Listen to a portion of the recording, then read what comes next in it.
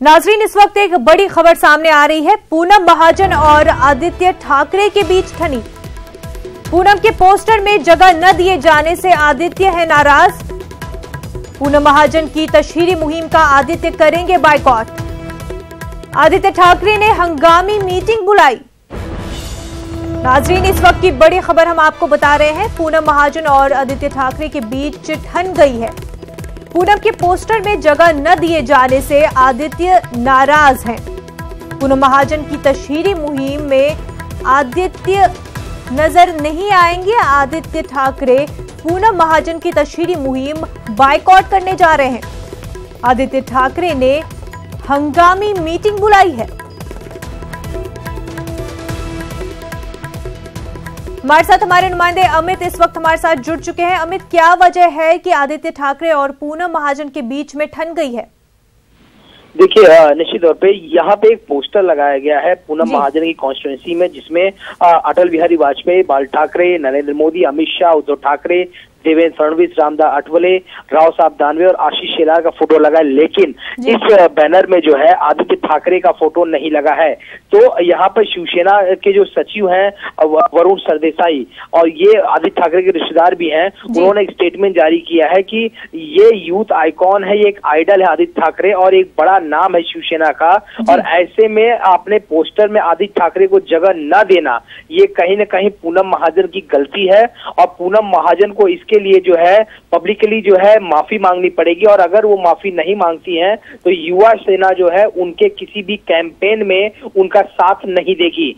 इसके साथ उन्होंने एक और चीज कही है कि शाम को 5 बजे जो है बांद्रा के ऑफिस में उन्होंने युवा कार्यकर्ताओं की मीटिंग बुलाई और कहा है कि ज्यादा से ज्यादा लोग जुटें और शाम तक अगर यहाँ पे माफी नहीं आती है तो एक फैसला ले लिया जाएगा कि युवा सेना द्वारा पूनम महाजन का प्रचार नहीं किया जाएगा। यानी एक और सीट पर जो है शिवसेना और बीजेपी के बीच जो है खटास पैदा हुई। मैंने एक और सीट इसलिए कहा यहाँ पर कि इससे पहले जो ईस्ट की सीट है जिसमें उम्मीदवार थे, पहले जो सांसद थे किरीट सोमैया, उन पर जो है अभी भी जो है उनकी उम्मीदवारी तय नहीं हुई क्योंकि शिवसेना बार बार उनका जो है विरोध कर रही है। क्योंकि जब बीजेपी और शिवसेना के बीच ठनी थी तो किरीट सोमैया ने यहाँ पर कई सारे आरोप जो है शिवसेना पे, उद्धव ठाकरे पे, मातोश्री पर लगाए थे। कई सारे आरटीआई जो है उन्होंने निकाली थी, जिसकी वजह से शिवसेना साफ तौर पर विरोध कर रही थी। अगर इस बार किरीट सोमैया को टिकट दिया गया तो शिवसेना जो है बिल्कुल भी उनके प्रचार में सहयोग नहीं करेगी। यानी वो सीट पे अभी पेच फंसा हुआ है और ऐसे में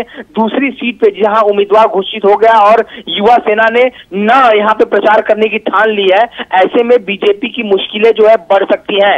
एक और खबर है कि उद्धव ठाकरे जो अहमदाबाद पहुंच चुके हैं अमित शाह के नामांकन पर्चे में दाखिल होने के लिए। शायद ये कयास लगाए जा रहे हैं कि जो सीट पे उम्मीदवार किरीट सोमैया का मामला अटका हुआ है, शायद उद्धव और अमित शाह के बीच भी बात हो सकती है।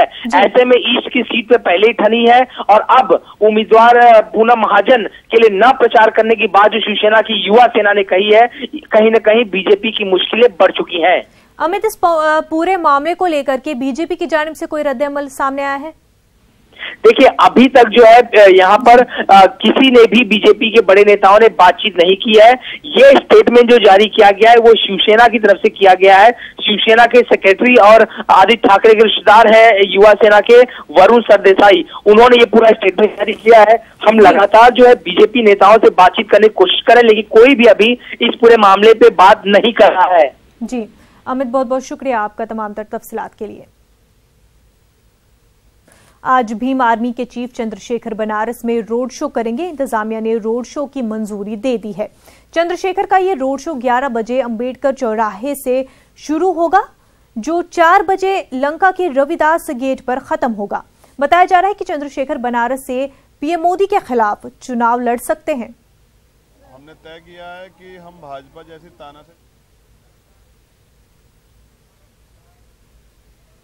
कांग्रेस लीडर हार्दिक पटेल ने गुजरात हाईकोर्ट के फैसले के खिलाफ सुप्रीम कोर्ट में अर्जी दाखिल करने का फैसला लिया है।